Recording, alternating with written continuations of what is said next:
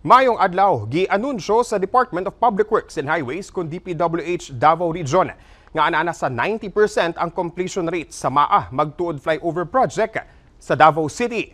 Sumala sa DPWH 11, ginatiwas na lang sa mga trabahante ang approaches sa maong proyekto lakip na ang asphalt paving ug pagbutang og safety feature sama sa lane marking, railing ug solar-powered street lights. Pinaagi sa maong proyekto gipasalig sa DPWH 11 nga mas mapalambo niini ang dagan sa trapiko ug ang kaluwasan sa kadalanan panahon nga magamit na kini sa mga motorista.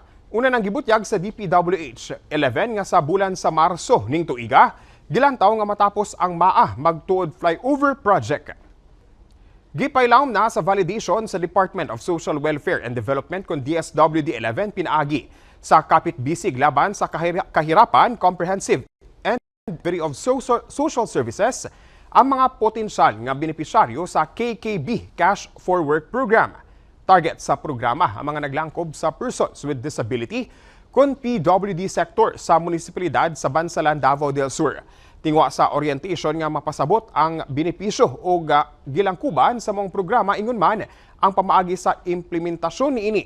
Ang mong validation kabahin sa pre-implementation process sa DSWD 11 kung asa kinahanglan nga magsumiter og mga rekisitos ang mga girekomenda nga mga benepisyaryo sa matag barangay.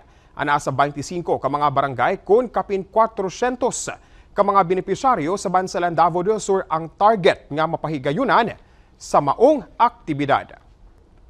Ug mo kadto ang mga nagunang balita dinhi sa PTV Davao. Ako si Jay Lagang. Mayong adlaw.